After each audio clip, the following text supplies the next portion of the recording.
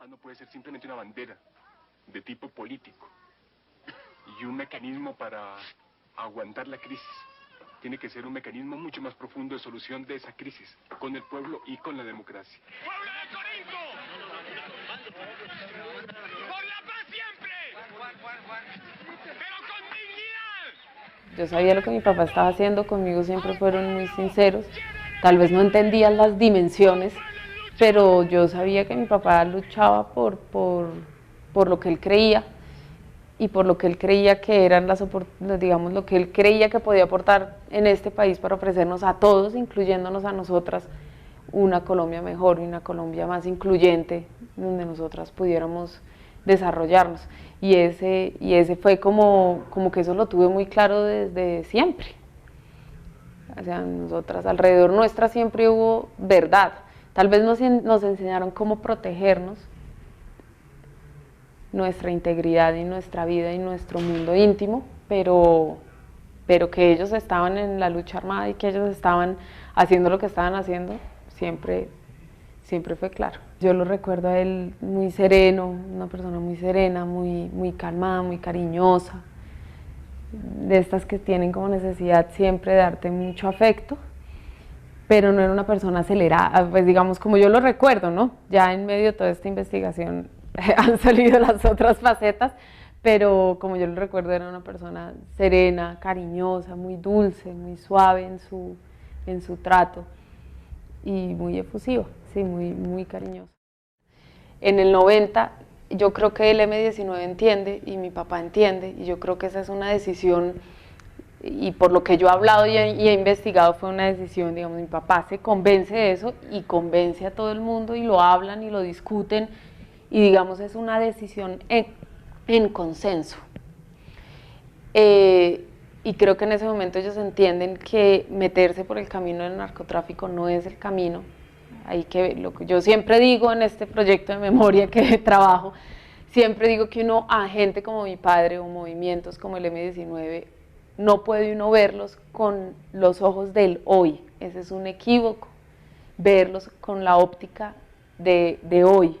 No, a ellos hay que verlos con los ojos del momento y entender qué era lo que estaba pasando en ese momento. En ese momento, en el 90, se derrumbaba el bloque socialista, caía el muro de Berlín, se abrían oportunidades realmente de cambio en el mundo. Estábamos viviendo un momento de apertura después de la Guerra Fría.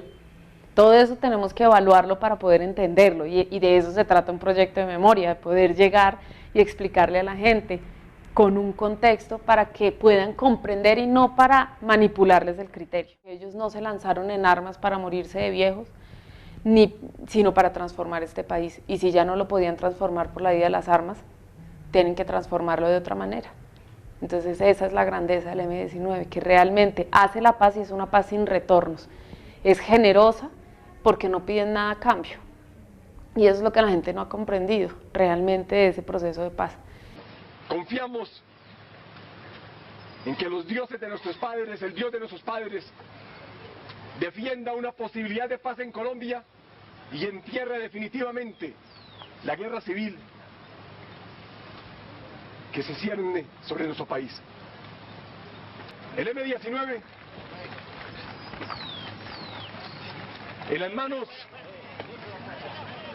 de su comandante general, hace dejación pública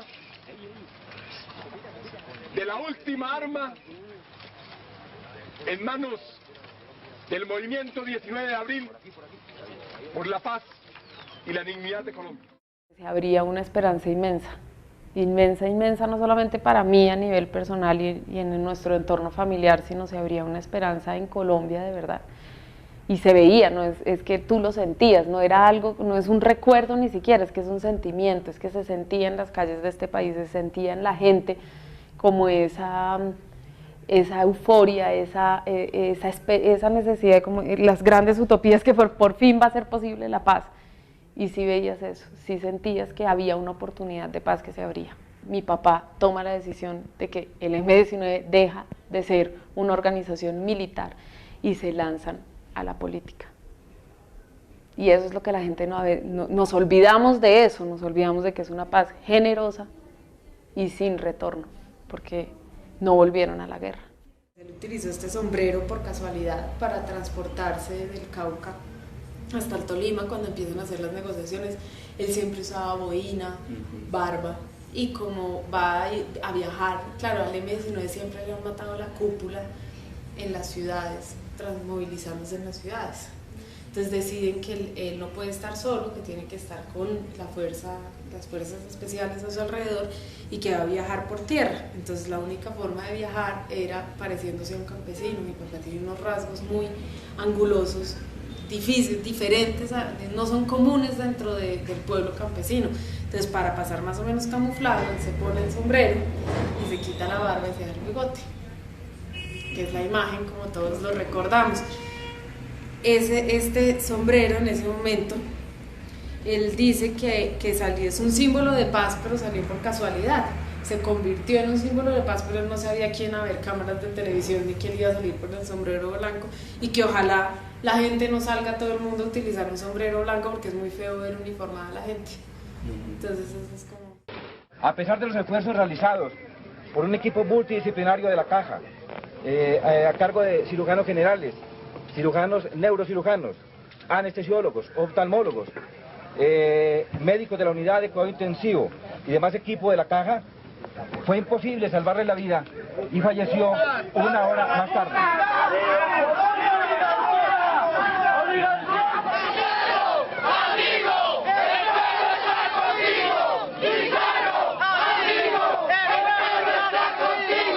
Porque todos los que salimos de aquí sabemos Tenía 12 años que nuestra vida corre riesgo. y lo recuerdo tan dolorosamente que creo que no recuerdo nada, digámoslo así. Creo que hay un blanco inmenso y hay un dolor indescriptible. A mí se me murió un eje fundamental en la vida. Yo siento que me ha costado, creo que hasta hoy puedo empezar a recapitular lo que pasó. Lo recuerdo, pues, a ver, había tanta gente que no hubo un momento de intimidad con él, poder despedirnos realmente, o sea, era que el sentimiento de dolor era tan inmenso que el mío era solamente un hilito entre un montón, entre un dolor muy grande, porque eran cantidades de gente que iban a ver. Fueron 3 días digamos, era tanta la cantidad de gente que fue al Capitolio que no pudieron tenerlo dentro del Capitolio y tuvieron que sacarlo al patio exterior que tiene el Congreso. Y eran filas y filas y filas de gente que vinieron durante 3 días, día y noche, y de noche la gente cantaba y hacían fogatas, de eso me acuerdo muchísimo. Luego todo el camino del féretro que fuimos del Congreso a la catedral, de la catedral a la Quinta de Bolívar. Allí yo entregué el sombrero de mi padre a la Quinta de Bolívar, y luego bajó por toda la 26, y por el camino eso caía, llovía y llovía y llovía, y la gente no se iba y caían montones de papelitos picados, y en el momento de llegar es que tú sentías que era multitudinario, con lo cual lo tuyo era despedir a un papá que casi que era el papá de todo el mundo, era un papá, no era el tuyo, no era solo tu dolor. Entonces eso te hace sentir bien porque es un dolor compartido que entiende todo el mundo, que todo el mundo llora, pero es solitario porque realmente no puedes como sentirlo a fondo, no puedes desboronarte, digámoslo así, porque hay cámaras, hay gente, es demasiado caótico en mi cabeza al momento, de caos.